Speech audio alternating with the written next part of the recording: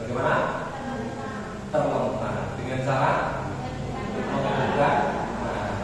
Apabila seseorang itu sudah tidak bisa menghidupkan mata, berarti sudah mati.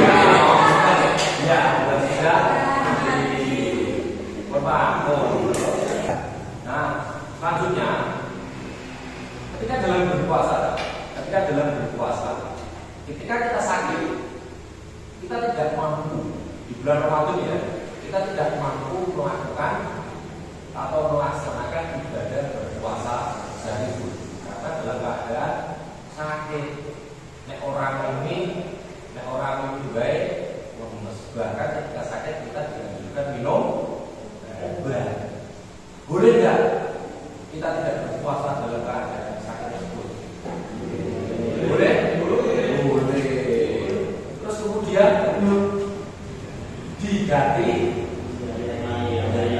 berapa kali? Sesuai yang saya tinggalkan. Oke, terima kasih sudah semuanya. Terus kemudian ini untuk anak perempuan. Anak perempuan semuanya pasti mengalami haid, ya kan? Nah, kalau masa sekarang itu pasti ada juga seorang perempuan yaitu di setelah sudah dewasa ketika sudah selesai melahirkan. Keadaan haid atau dalam keadaan nifas bulan berpuasa, boleh tidak kita tidak berpuasa? Boleh.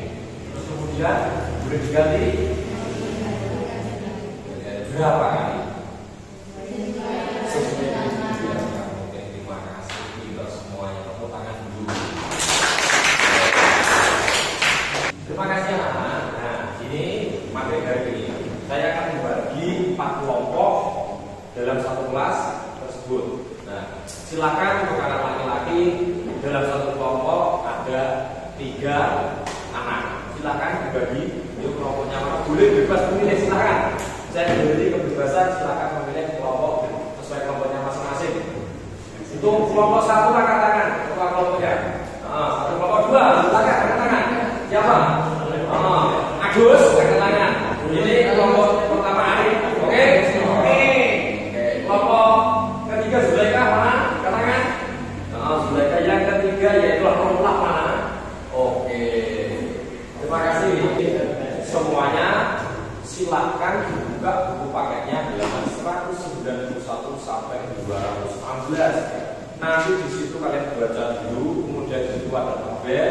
Silakan masing-masing anak, masing-masing kelompok nanti menjelaskan atau meresum beberapa materi dalam materi tersebut. Yang pertama, kelompok 1 tentang tujuan atau pengertian rukshoh. Ya, nanti kemudian Agus tentang tujuannya rukshoh, kemudian Romlah yaitu tentang rukshoh dalam beribadah puasa. Terus kemudian siapa tadi namanya? Zulaika. Nah, kelompoknya ketiga Zulaika yaitu adalah rukshoh dalam sholat. Silakan. Nah, yuk silakan di besok.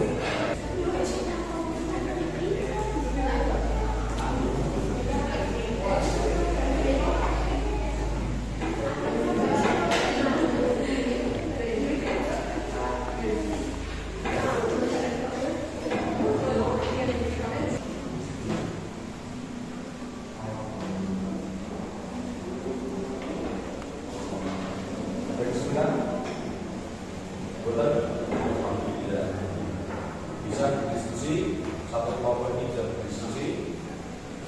Ada kesulitan enggak? Kok jangan main kok. Ayo, kita diskusi loh. Diskusi ojo musuh-musuh kita ya. Silakan berdiskusi apa yang tadi sudah saya bagikan. Oke? Nah, silakan. Salah satu yang minta, salah satu yang memberikan masukan. Silakan materinya.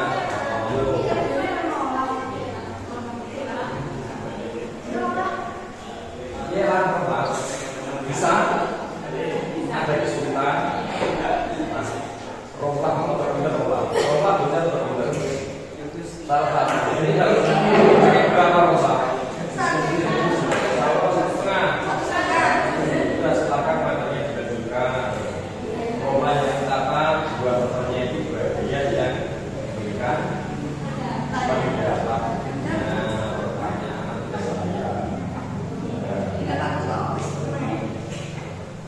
sudah ada kesulitan atau tidak? Jika ada, sudah selesai? Yakin? Sudah selesai nih? Kalau belum selesai, silakan segera diselesaikan. Saling berdiskusi antar kelompok. Ayo semuanya silakan. Saling berdiskusi, nggak usah ngobrol ngomong. Ayo. Nah, silakan masing-masing kelompok mempresentasikan hasil diskusi yang kalian kerjakan atau resume yang kalian kerjakan. Oke, bisa dimulai? Silakan Ari, jelaskan pengertian workshop. Workshop adalah keringanan yang diberikan Allah Subhanahu wa taala dalam beribadah. Ada contohnya seperti sholat, puasa, sholat perempuan, haid. Misalkan apabila puasanya tidak ada haid, bisa dimulai sholatnya keringanan. Oke, sudah. Terus ujian Agus, silakan. Apa tujuannya workshop? Tujuan workshop adalah agar umat Islam dapat menjalankan ibadah yang sebaik-baiknya tanpa masalah pribadi.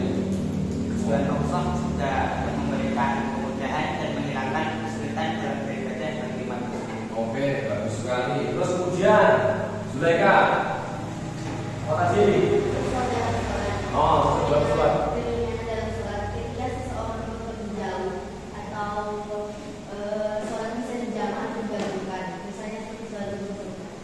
Oke, bagus. Untuk Roma, silakan.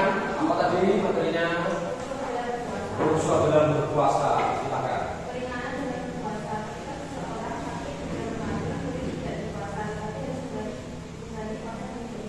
Oke, bagus sekali semuanya. Ternyata sudah memahami sedikit tentang materi workshop.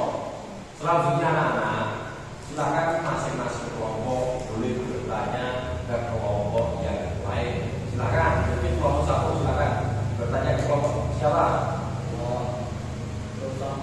Oh, 3 silakan. Apa yang mau dipertanyakan? Sholat jamaah itu ada berapa? Ada apa? Oh iya, sholat jamaah takdim dan sholat jamaah takdim. Mungkin slide selanjutnya, ya kelompoknya aku silakan. Apa itu jamaah takdim? Apa itu jamaah takdim? Sholat jamaah takdim adalah menggabungkan dua sholat fardu yang dilaksanakan pada waktu sholat pertama. Contohnya sholat syafaat maghrib dilaksanakan pada sholat maghrib. Oh ya, itu adalah sholat jamaah takdim. Sholat jamaah yang dilakukan dalam di waktu awal sholat. Contohnya menggabungkan tadi antara maghrib dan isya, digabungkan tapi di waktu maghrib. Terus selanjutnya apa yang pertanyaan lagi?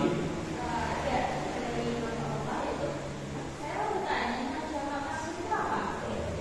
Sholat jamaah takdim merupakan dua sholat fardu yang digabungkan dilaksanakan pada waktu sholat yang kedua. Contohnya adalah zuhur dan asar dilaksanakan pada waktu asar. Oh ya, gimana? Jawabannya sudah masuk? Sudah, yaitulah anak-anak jamaah akhir, yaitu menggabungkan sholat atau jamaah sholat tadi dilakukan di waktu akhir. Contohnya antara sholat zuhur dan asar dilakukan pada waktu asar. Nah, semua sudah paham semuanya? Sudah.